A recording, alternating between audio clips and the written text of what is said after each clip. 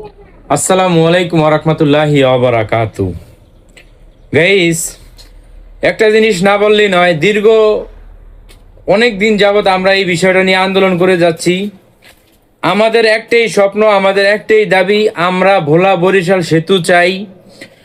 আমার সারা বাংলাদেশের অবহেলিত মানুষ, আমরা ভোলা জেলার মানুষ। মূল ভূখণ্ড থেকে আমরা দ্বীপ দ্বীপ নিয়ে আছি আমরা ভোলা জেলা।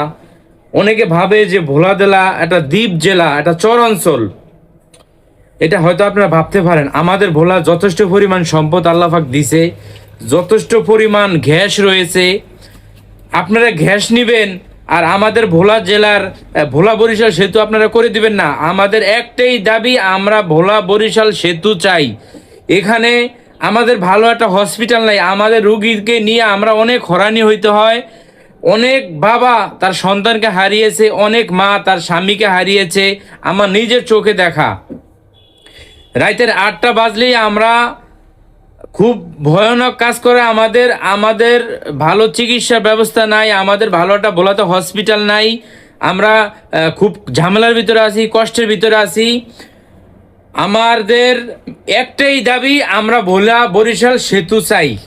আমার ভোলা জেলায় যথেষ্ট পরিমাণ আমাদের সম্পদ রয়েছে, আমাদের যথেষ্ট পরিমাণ গ্যাস রয়েছে, আমাদের যথেষ্ট পরিমাণ ইলিশ রয়েছে, মহিষের দধি, মিষ্টি থেকে শুরু করে কি নাই আমাদের এই ভোলা জেলায়। প্রাণ সুপারি থেকে শুরু করে যথেষ্ট পরিমাণ সম্পদ আমার ভোলা জেলা রয়েছে।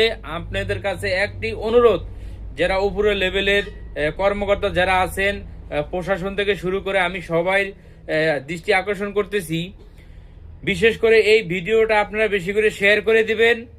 আমার ভোলা জেলা নিয়ে আমরা সবাই স্বপ্ন, আমার 22 কোটি লোক আমার ভোলা জেলার, তাদের একটাই স্বপ্ন, ভোলা বরিশাল সেতু চাই। দীর্ঘদিন যারা সরকার ছিল তাদের কাছে আমরা অনেক আন্দোলন করেছি, কিন্তু আমরা এখনো আমার এটা ভোলা বরিশাল আমাদের এখনো সেতু করে দেওয়া হয়নি।